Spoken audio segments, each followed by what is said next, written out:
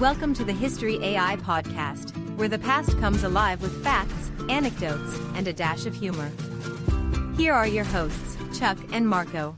Welcome back to another exciting episode of the History AI podcast. I'm your host, Chuck. And I'm Marco.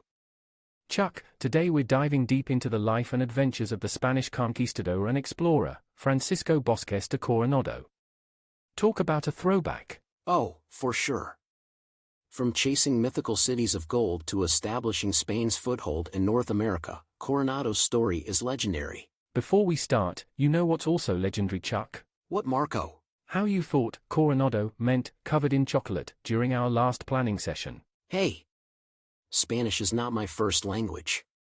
Although, imagine a city covered in chocolate. So, let's jump right in. Born in Salamanca, Spain, in 1510, Francisco Vázquez de Coronado hailed from a noble family. But it wasn't just blue blood that drove him, it was ambition and dreams of riches. Speaking of riches, here's a little-known fact. Coronado's father was an official in the royal court, which would have given young Francisco a front-row seat to tales of the New World and its potential. But this wasn't just about family connections. Coronado had serious talents. He was a gifted military leader, skilled in diplomacy, and, as many would learn, he had an indomitable spirit of adventure. Fast forward to his role in the Spanish government. Coronado served as governor of a province in New Spain, present-day Mexico. He heard tales of great cities of gold, known as Cibola, located somewhere to the north. Ah, Cibola. The 16th century version of clickbait. Explore North America and find unlimited gold. Click here to start. Or in Coronado's case, saddle up. Now, this is where things get real. In 1540, he led a huge expedition from Mexico into what's now the southwestern United States.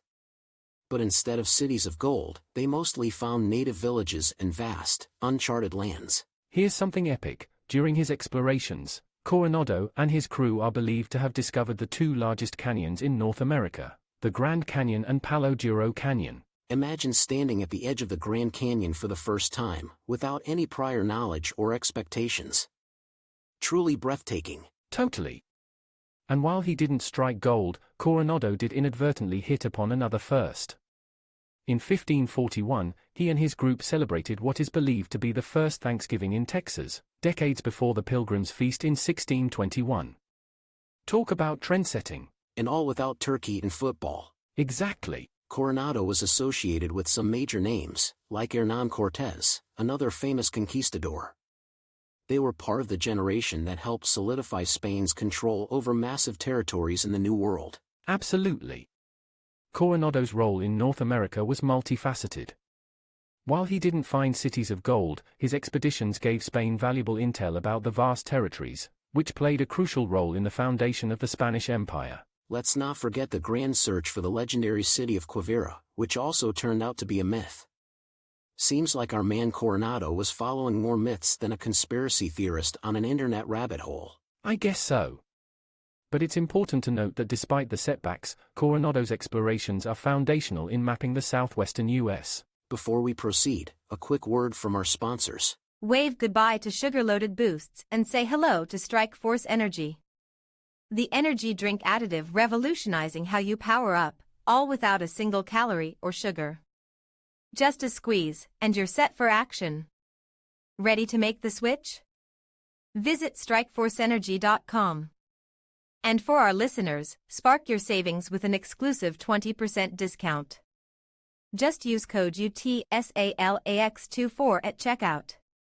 Remember, UTSALAX24. Strikeforce Energy, elevate every sip. Alright, back to our deep dive.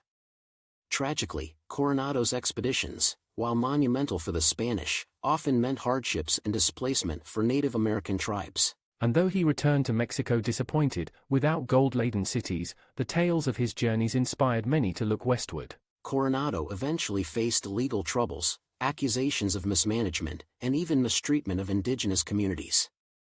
While he resumed his duties as governor, his star didn't shine as brightly as before. His death in 1554 marked the end of an era, but the legacy of his adventures and the Spanish imprint on North America was just beginning. So Marco, what's the lasting impact of our explorer extraordinaire? Well, Chuck, beyond the direct routes he established, Coronado's expeditions shaped how the Spanish Empire expanded, leading to settlements, cities, and cultures that still influence the southwest U.S. today. To think, all of this from a man who was chasing myths.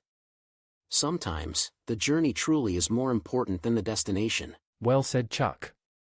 And as a parting thought, if anyone out there is seeking cities of gold, maybe start with a metal detector on the beach. Or a good old treasure map from a cereal box. That's all for today's episode on Francisco Vázquez de Coronado. We hope you enjoyed our deep dive into this fascinating figure from history. Thanks for tuning in, and as always, keep exploring history with us here at the History AI Podcast.